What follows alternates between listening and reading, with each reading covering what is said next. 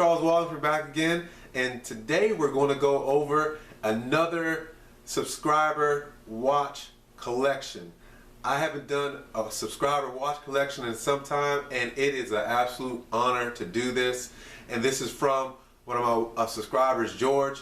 George, thank you so much for putting yourself out there, because this is not an easy thing to do. That's why so many people actually don't do it, because they don't want to be scrutinized about the choices they made and the things they like. I know everybody says I buy it for myself and everything else, but we all know there's somebody watching and you're hoping to impress somebody. Well, for me, this collection is an impressive collection. You've done a really interesting and well done job with this one, George. So let's get started with his background. Now, George, like many of us, went up the steps of watch collecting, and one of his steps he started with was Invicta. Yeah, I have a big smile on my face because that was one of my beginning steps, and like many of us, he doesn't have his Invicta anymore. He went and no, actually his girlfriend didn't like his Invictus, and he bought him a Movado Pilot, and I'll show you that on the pictures. But that was his real first step. Not to take anything away from you Invicta fans, but that was his first step into the next level. And he has quite a lot of watches. A lot of times people do these watch collections, they actually push away their watches and just bring out maybe their best 5, their best 10, or even best 3, and then they want to be judged on that. I like how he brought out, I think, all of his watches. Maybe he has like 25, but he has a total of 17 that you're going to see here. He has watches, I think, from what I can tell, he's going up, and then he's just picking out watches that he likes when he purchases, and then he has a collection inside of a collection. Yes, he collects vintage Omegas, and some of these are quite interesting, and not to take anything away from the rest of the watches, they're really beautiful. Let's get started and look at some of these watches. Alright, from the first page we have the Orient Ray. Then we have that Movado SE Pilot that his girlfriend bought him. Coming up next we have a Seiko Monster, the Longines Hydro Conquest. This is another watch that I purchased on my steps up, so we have a lot in common. Hamilton Field Khaki, and then at the bottom there we have the Orient Ray. And we have a repeat of the two watches. Peeking out is that Longines Hydro Conquest, and then the Hamilton Ray. Then we have this with the blue strap. You have the Citizen 200 Diver. We have a older Aqua Racer, Tag Heuer Aqua Racer, and then we have the Tag Heuer Formula F1 GMT. Let's get to those Omega vintage watches. Starting out, we have the 1988 Omega Seamaster 200 meter. Next to that is the Omega Seamaster CAI 120 day date. That's from 1980. And then we have the Omega Seamaster from 1950. Isn't that cool? Now, the last one we have the Omega Seamaster 120 meter from 1998. Alright, last page we have the 2005 Omega Constellation Rose Gold with diamonds. Another gift from ex-girlfriend. And then we have the Omega Seamaster 300 meter, one of my favorites. And then we have the 1985 Speedmaster Man on the Moon. Now this is George's favorite watch of his collection, and I understand why. Yes, that was 17 watches. I really can't say much about that. If you've seen my collection, what can I say? But that's how some people do their collection. Some people actually like to have a huge collection. Some people want to have a watch collection that they wear a different watch every day, or they have a watch for a specific situation, or they have watches and they keep them for just sentimental value. I have quite a few of those watches too. They're pure sentimental. I may never get rid of them, and I may never wear them at the same time.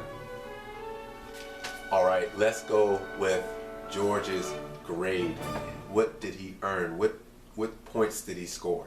Now, if you're new to how I do my grading, variety, we have test of time, the age of the person collecting, and a new category, horological significance. I actually got rid of one of my categories, and that was flexibility. I got rid of flexibility because I felt that that was really crossing over and overlapping into variety.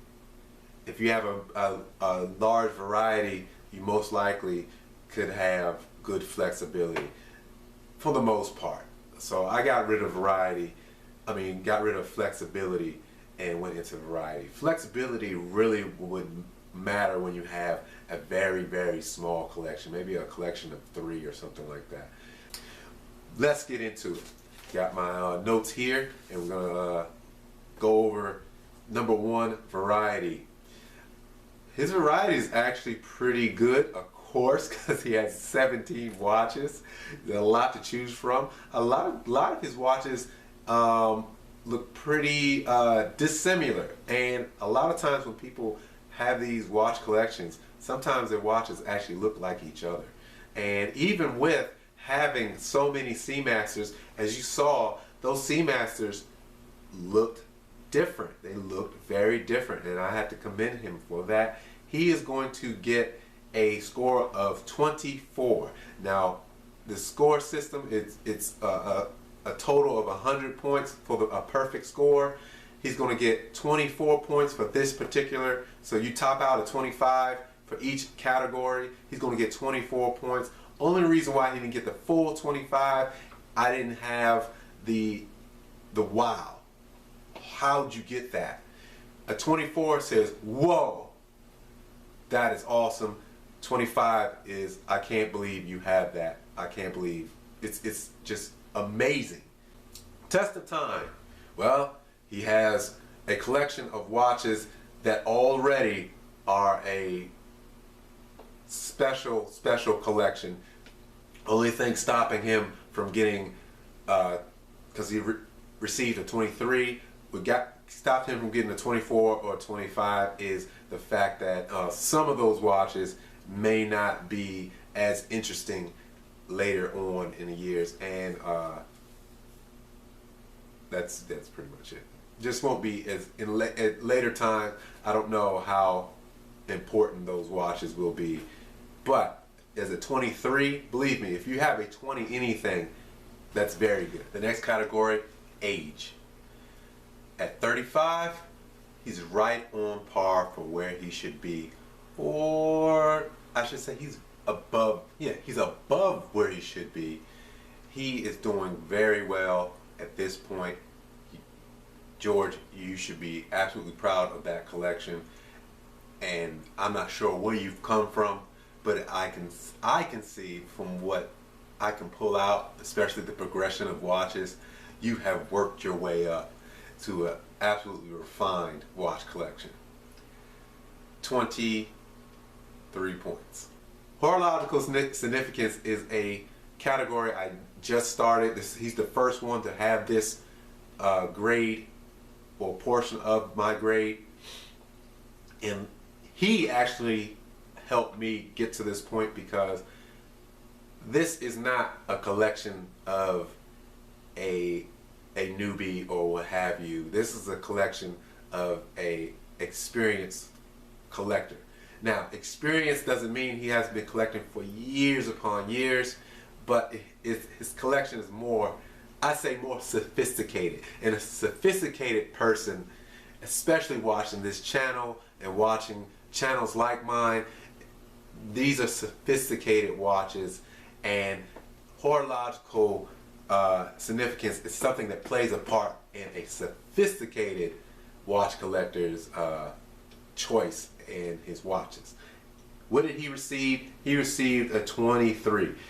Having that Speedmaster, having those Seamasters, they're absolutely iconic watches. Iconic watches.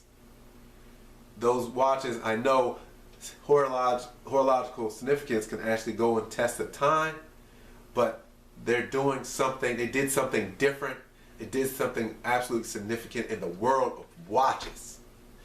In the world of horology, definitely done 23 points. So what's his total? A 93. 93.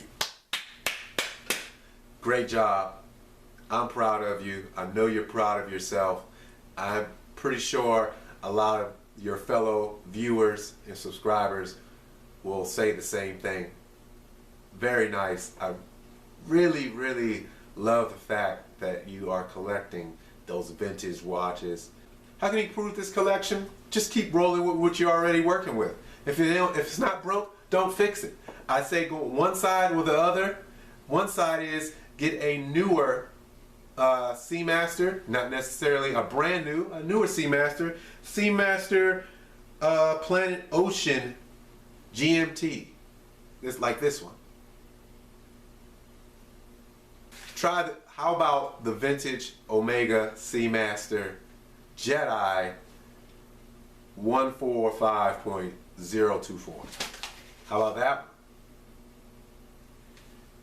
I think those will add to that Omega collection really nice. There's some other watches, maybe you want to go out and do something outside of that comfort zone or along those lines.